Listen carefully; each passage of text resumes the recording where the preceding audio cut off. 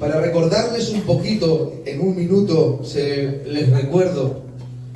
Empecemos con la saga de un mensaje de la persona y obra del Espíritu Santo.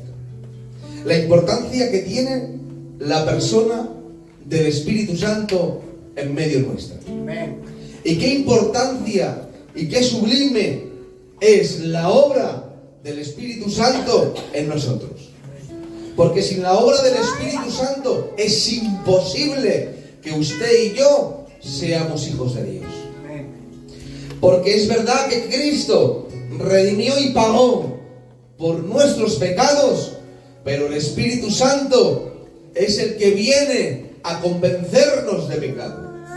Por eso la palabra dice: pero yo os digo la verdad, os conviene que yo me vaya, porque si yo me fuera, el Consolador, porque si no me fuera, el Consolador no vendría a vosotros.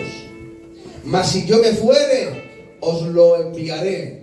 Y cuando Él venga, convencerá al mundo de pecado, de justicia y de juicio. Y continúa la palabra diciendo: de pecado, por cuanto no creen en mí; de justicia, por cuanto voy yo al Padre; y de juicio, por cuando ya el príncipe de este siglo ya ha sido juzgado. Y decimos en esta tarde: Satanás, no tienes ni parte ni suerte con la mano de Cristo, porque tu juicio ya ha sido sentenciado y tu castigo ya ha sido edictado. Solamente te falta que el tiempo que Dios ha estipulado vas a estrenar el lago de fuego. Amén. Vas a romper todas tus artimañas y no vas a poder prevalecer contra la mano de Cristo. Amén. Ese era el punto más central de lo que hablemos el culto pasado. La importancia de la obra de Cristo y del Espíritu Santo en nuestros medios. ¿Cómo viene la fe? ¿De qué manera la fe es introducida en el corazón del hombre? Y dice la palabra en Romanos capítulo 10, verso 17: la fe es por el oír, y el oír por la palabra de Dios. No es lo mismo oír, decíamos el culto pasado, que escuchar. Oír es un sentido de nuestros 5 sentidos cognitivos, que el oír no podemos omitir de dejar de oír. Es constante. Pero escuchar es aplicar los 5 sentidos cognitivos del ser humano, como la visión, el olfato, el gusto, el oído o el tacto. Los 5 sentidos para escuchar y atender aquello que me interesa. Es entonces cuando la fe viene por el oír, escuchar, dice el original, el anuncio de salvación. Amén. Cuando ponemos los sentidos, nuestro corazón ha sido llenado por el Espíritu Santo y obra a favor, dándonos la fe. Amén. Qué importante es la obra del Espíritu Santo en nuestras vidas. Resumiendo el mensaje del otro día, empezamos con la continuación del mensaje. Y el mensaje que continúa es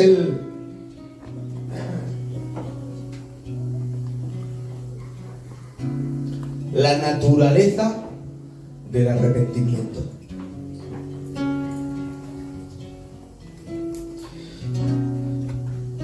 Tengo que decirle que el arrepentimiento es producido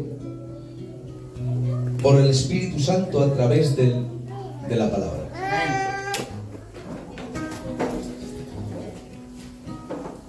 Yo les pregunto a ustedes: ¿qué produce el Espíritu Santo a través de la palabra? Arrepentimiento. El arrepentimiento es anterior a la regeneración espiritual. Antes de ser regenerado, uno tiene que ser arrepentido. ¿Saben que la palabra arrepentimiento en su original idioma, que es el griego. ¿Cuál es, Aarón? Metanoia. Dilo fuerte. Metanoia. Metanoia, Cambio de dirección. que significa cambio de mente, cambio de dirección. Dar un giro de 180 grados. Amén. Yo estoy mirando para enfrente, ahora miro para atrás. Es cambiar mi forma de vida, es cambiar mi dirección, es cambiar mi mente, es cambiar todo lo que yo antes hacía para hacer nuevas cosas en otra dirección distinta. Y eso es lo que dice la palabra, arrepentimiento. El Espíritu Santo aplica a toda persona una gracia. Y esa gracia, ¿saben cómo se llama? Según cómo llaman los señores. Gracia preveniente. Es decir, que cuando el Espíritu Santo, con su amor, con su misericordia, viene trayendo la verdad genuina de la palabra de Dios, tratando los corazones de todos los hombres y mujeres de la faz de la tierra, tanto en años pasados como en años presentes y como en años futuros, viene trayendo esa gracia preeminente. Y esa gracia es lo que hace y genera en el corazón del hombre, el hombre más depravado de la tierra, genera una convicción de pecado, de saber el estado de que nos encontramos. Pero en ese estado también genera una restauración de la voluntad del hombre. Esa restauración es la restauración adámica, es decir, en otras palabras, es la restauración que antes, es la voluntad que antes tenía Adán, antes de pecar. Estaba en el estado de inocencia y tenía la autoridad y el poder dado por Dios de poder decir sí al pecado o decir no al pecado, obedecer a Dios o no obedecerlo, porque era la condición que tenía el hombre, libre de cualquier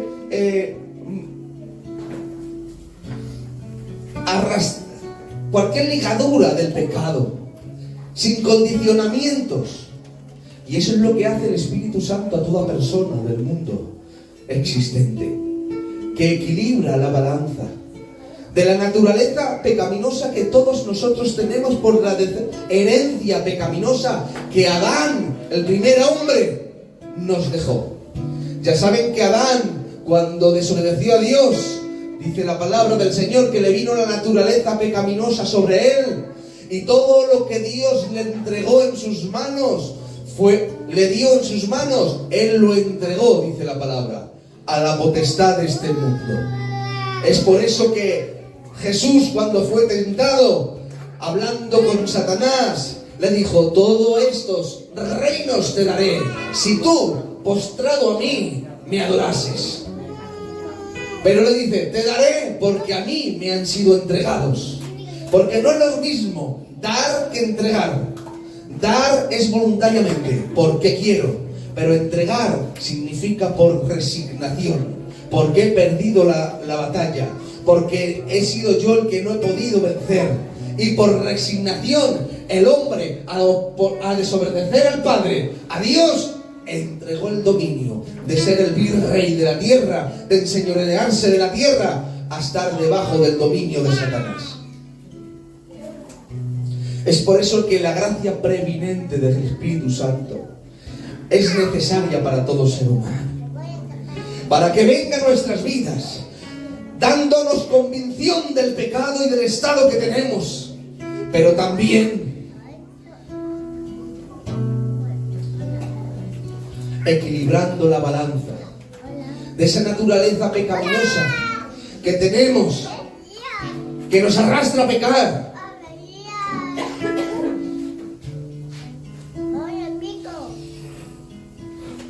Que no podemos decir: Señor, yo tengo que seguirte, pero a los 5 minutos peco y me voy de ti. Porque si el Espíritu Santo no opera en el hombre no puede sustentar la fe. Él no tiene fuerzas para llegar a Cristo. Por eso dice la palabra del Señor en Génesis capítulo 6, verso 5. Y vio Jehová que la maldad de los hombres era mucha en la tierra, y que todo designio de pensamiento de corazón de ellos era de continuo y solamente hacer el mal. El hombre, por la herencia del pecado, ha sido destituido de la gloria de Dios. No hay parte ni suerte, no hay lugar con Dios por la herencia pecaminosa. Pero dice en Romanos capítulo 3, verso 23, por cuanto todos pecaron, todos están destituidos de la gloria de Dios. Es ahí que el hombre tiene la necesidad de la intervención divina, ya que el hombre necesita un nuevo nacimiento. Volver a nacer del lugar donde el primer Adán tendría que estar en comunión con Dios. Pero tengo que decirle que el nuevo nacimiento, hermanos, es solamente una obra del cielo. Nadie lo puede producir. Ya le dijo Jesús a Nicodemo: ay, es necesario que nazcas de nuevo. Él no entendía, él no sabía, él era maestro y le preguntaba: pero si tú eres maestro y no sabes las cosas, si aún las naturales no las entiendes, ¿cómo te voy a decir y vas a entender las espirituales? Porque tengo que decirle que el nuevo nacimiento no es obra del hombre, no es convicción del hombre porque él quiera hacerlo. Y nadie puede arrepentirse por sí solo, ni tiene la autoridad de arrepentimiento. Solamente el arrepentimiento lo produce el poder del Espíritu Santo, convenciendo al hombre de pecado. Y es ahí la necesidad que el hombre tiene de la intervención divina. Pero dice Efesios capítulo 2, verso 1, hermanos. Voy rápido, Y Él os dio vida a vosotros cuando estabais muertos en vuestros delitos y pecados, en los cuales anduvisteis en otro tiempo, siguiendo la corriente de este mundo, conforme el príncipe de la potestad del aire, el espíritu que ahora opera en los hijos de desobediencia, entre los cuales también nosotros vivimos en otro tiempo en los deseos de nuestra carne, haciendo la voluntad de la carne y de los pensamientos, y éramos por naturaleza hijos de ira, dice la palabra del Señor, lo mismo que los demás. Pero Dios, escuchen bien, pero Dios, que es rico en misericordia, por su gran amor que nos amó, aún estando nosotros muertos, nos dio vida juntamente con Cristo Jesús para vida eterna. Amén. Esto no es obra del hombre, es obra de Dios.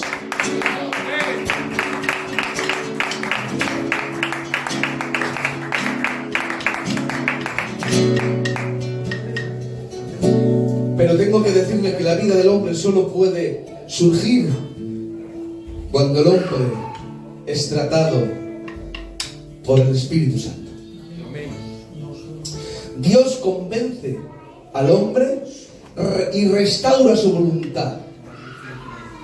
Esa voluntad caída, esa voluntad que es arrastrada por el pecado, la restaura, la restituye, para que esté libre de condiciones de pecado y pueda decidir con libre voluntad, sin condicionamientos, decir sí a Dios o no a Dios. Porque Dios es un Dios justo. Porque Dios sabe hacer las cosas. Porque Él es un caballero. Amén. Y a pesar de que nosotros somos seres creados por Él, criaturas, polvos andantes de la tierra, que nuestro fin es morir y ir al infierno, Él se ha dignado a tener misericordia de nosotros y decir: yo le respeto su voluntad, yo quiero darle y otorgarle autoridad y decisión para que ellos hablen, digan y piensen lo que tienen en el corazón y pueda escucharle, porque quiero repartir mi amor con ellos. Hay quienes dicen que la gracia de Dios es irresistible. ¿No? Ahí dicen que la gracia de Dios es irresistible, que nadie la puede resistir. Que cuando viene el Espíritu Santo hablando al hombre, nadie puede decir que no. Esos son aquellos que tienen la doctrina de los que dicen que Dios salva al que quiere, cuando quiere, y condena al que quiere, cuando quiere. Eso hace un Dios injusto, un Dios sin posibilidad a todo el mundo de salvación. Porque si creamos a un Dios que salva al que quiere porque le da la gana, estamos creando un Dios injusto. Pero nosotros decimos, según la Biblia, que Dios respeta la voluntad del hombre, que Dios respeta nuestra voluntad, que Dios nos da la capacidad de poder decidir por nosotros mismos.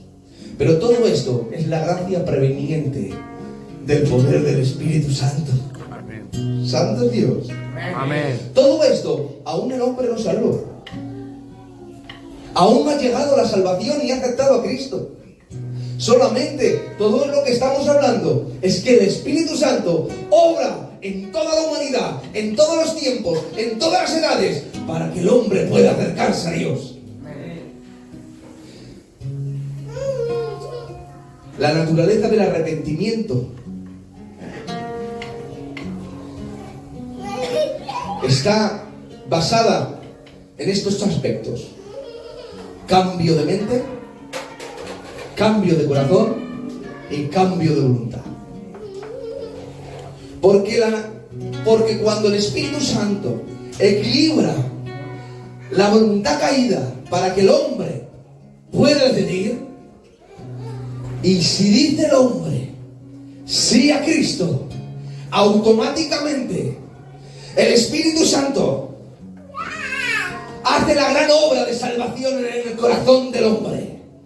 Automáticamente viene la fe, viene el arrepentimiento, viene la conversión, la regeneración, la santificación, la adopción de hijo y la glorificación juntamente con Cristo Jesús. Es la obra instantánea del poder del Espíritu Santo. Solamente aquella criatura que no tiene poder ni valía, muerto en sus delitos y pecados, pero ha venido el Espíritu Santo, obrando en el corazón del hombre que no tiene a Dios, equilibrando sus pensamientos, mostrando su palabra, anunciando las virtudes de aquel que nos llamó por su gloria, para que nosotros podamos verle y decirle: te recibo, Señor, en mi corazón. Cuando únicamente decimos sí, usted ya no sustenta la fe. Usted no tiene que forzarse para que la fe genuina venga a sus vidas, sino es un poder del Espíritu Santo obrando en el corazón de las personas que no tiene poder para mantenerla, porque ese es el obra y poder del Espíritu Santo. Solamente el Espíritu Santo produce en nosotros la fe salvadora. La fe da un cambio de mente. Ese cambio de mente, ese cambio de mente, de sentimientos y de voluntad está basado en tres aspectos. Porque cuando el Espíritu Santo regenera a la persona, porque ha aceptado a Cristo,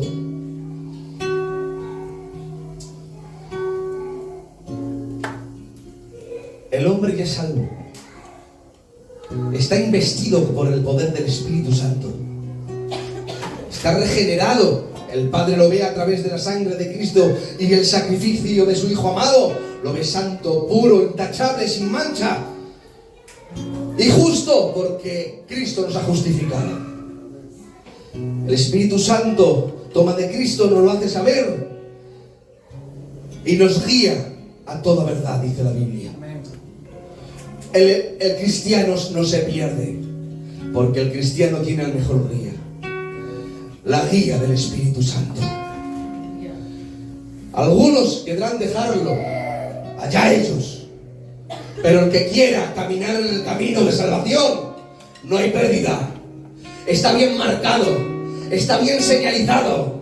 Dice la palabra, hablando de los que en Romanos capítulo 8, verso 28 en adelante, a los que llamó, también predestinó. Pero aquella predestinación, si vamos al original, utiliza una palabra llamada prorizo.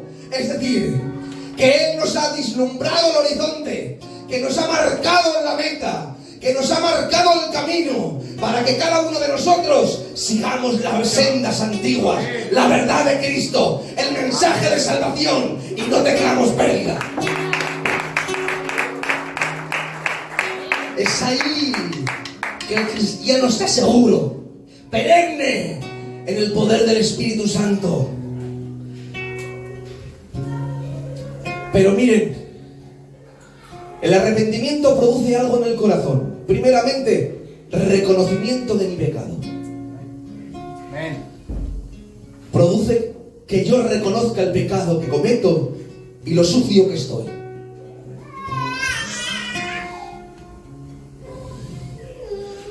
Samuel le dijo a Saúl: Samuel, ¿qué es lo que escucho? Que esos bramidos de los animales. Y dice literalmente en 1 Samuel capítulo 15 verso 30: y dijo Saúl: he pecado, pero te ruego que me honres delante de los ancianos de mi pueblo y delante de Israel. Él reconoció el pecado, pero no importó honrar a Cristo, no importó honrar al Dios viviente, no le importó haber pecado, lo reconoció, pero no vio dolor en el corazón.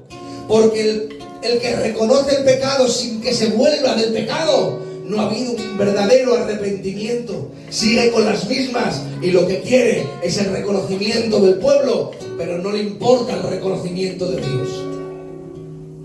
No basta con solamente reconocer el pecado. Pero miren, eso hace como 1000 años antes de Cristo. Eso ocurrió, esa historia, 1000 años antes de Jesús. Les voy a hablar de otra persona que fue contemporáneo de Cristo, de una persona cercana a Cristo. Es más, uno de los que llamó Cristo como uno de sus apóstoles. Ese se llama Judas Iscariote. Dice la palabra que sustraía en la bolsa, porque era el cajero del grupo donde estaban caminando para el Evangelio.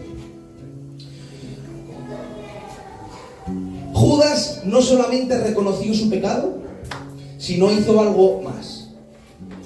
Se le produjo tristeza.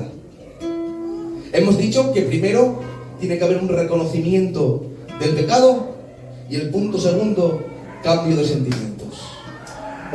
Una tristeza por el pecado.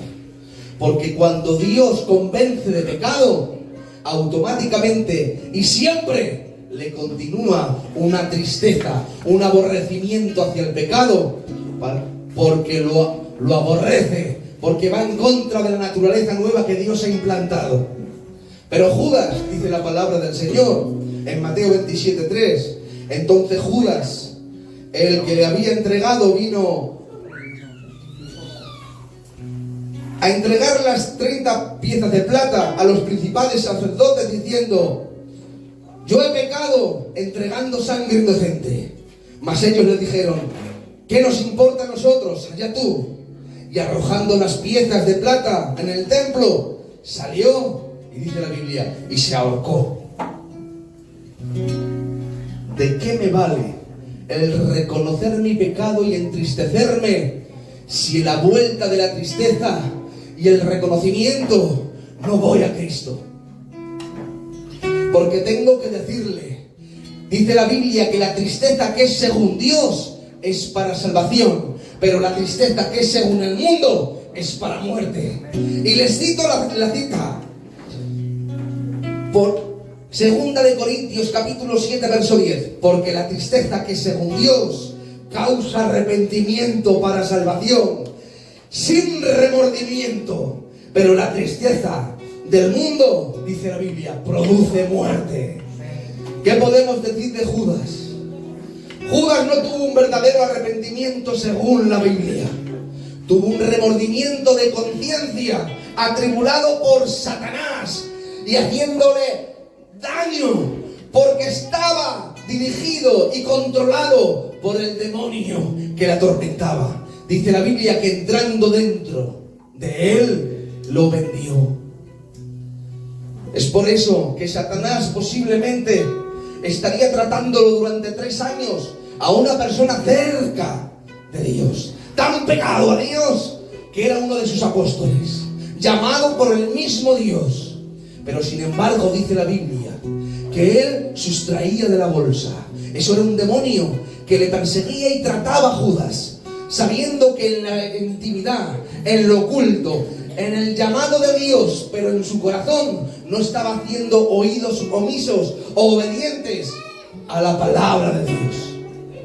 El que se dejó tratar por quien no se tenía que dejar tratar y fue tratado por quien no tenía que ser tratado. Hubo en una casa algo que fascinó a la gente. Estando Jesús en una casa sentado, participando de unos alimentos, dice la Biblia que él, estando con sus discípulos, entró una mujer pecadora.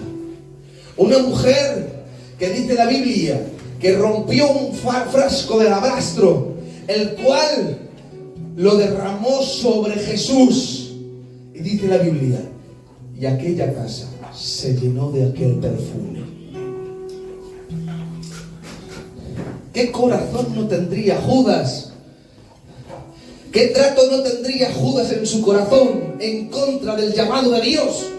Que aparentemente, estando delante de Cristo y obedeciendo a su llamado, en su corazón, él solamente sabía discernir lo que valía el perfume. Dice la palabra que cuando olió el perfume, dijo, nardo puro.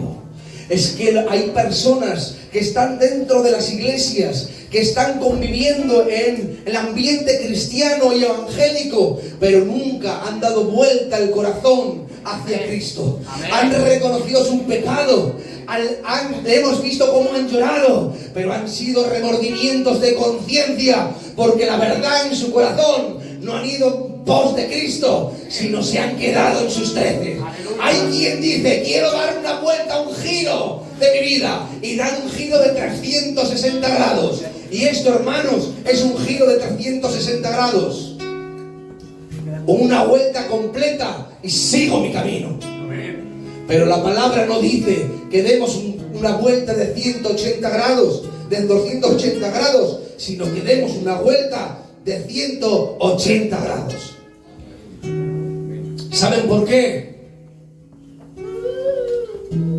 Porque dice la palabra, 180 grados es mirar hacia adelante, dejar lo que tengo delante y volver a otro camino, y volver a Cristo. Dice la palabra en 1 de Tesalonicenses capítulo 1 verso 9, porque de ellos mismos cuentan de nosotros la manera en que nos recibisteis, cómo os convertisteis de los ídolos y os volvisteis al Dios vivo y para servirle.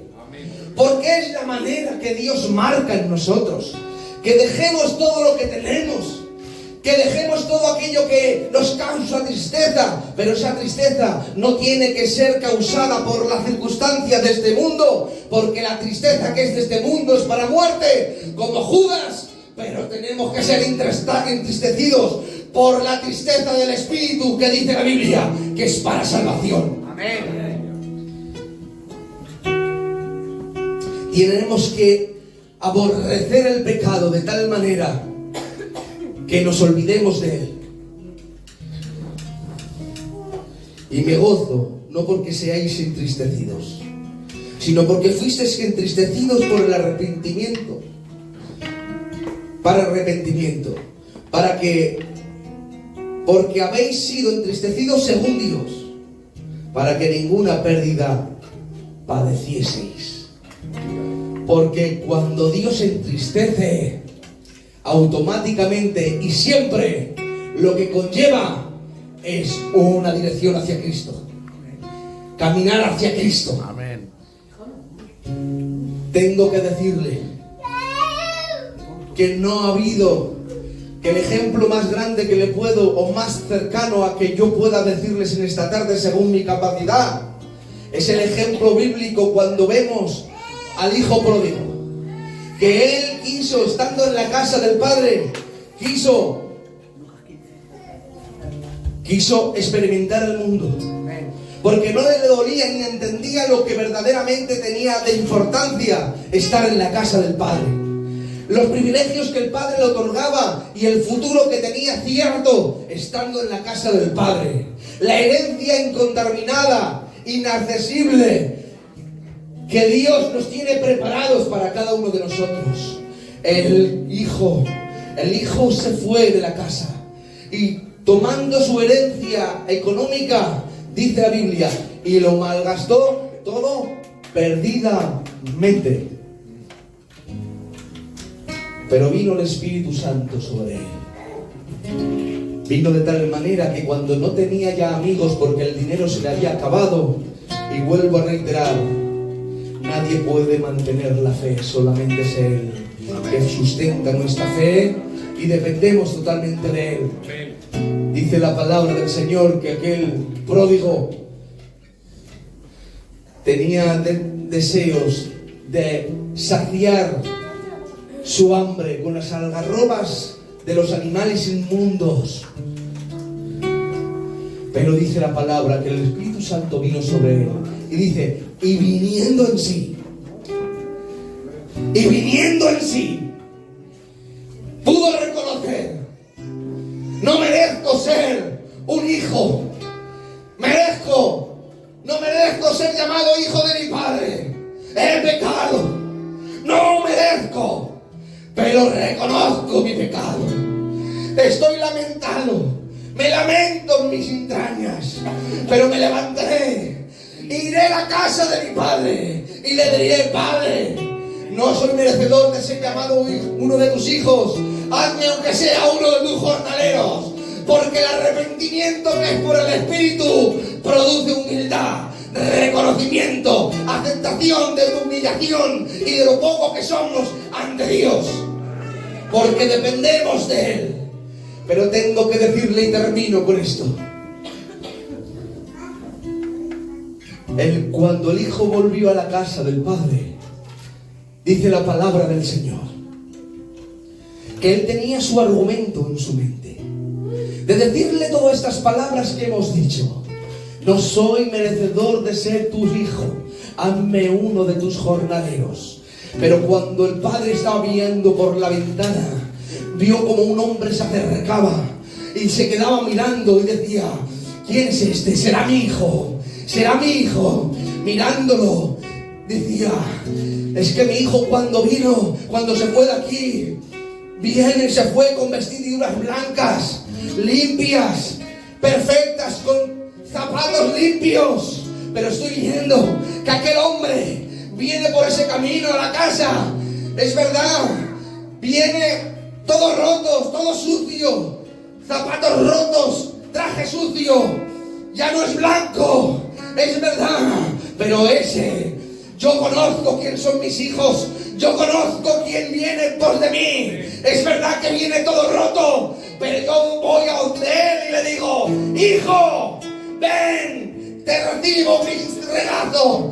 El padre lo abraza, le da un beso, anillo, calzado y ropas. No le deja que argumente, no le deja que exponga lo que hay en su corazón, porque el padre no quiere humillar a nadie. El padre lo que quiere es recibir a todo el mundo con un corazón lleno de gozo, de paz, sin vergüenza y sin tapujos, porque Dios es bueno y nos conoce.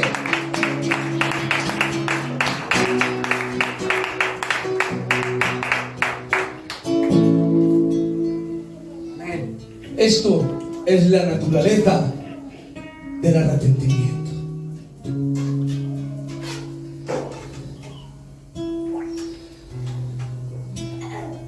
Hasta aquí.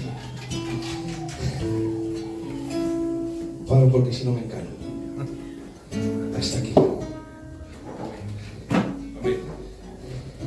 ¿Cuántos dicen un fuerte gloria a Dios? ¡Gloria a Dios! ¿Cuántos dependen de Dios? Amén. Vamos a cerrar nuestros ojos y vamos a agradecer al Señor su palabra. Rogaría a mi hermano Eugenio, por favor, haz esta oración, agradeciendo al Padre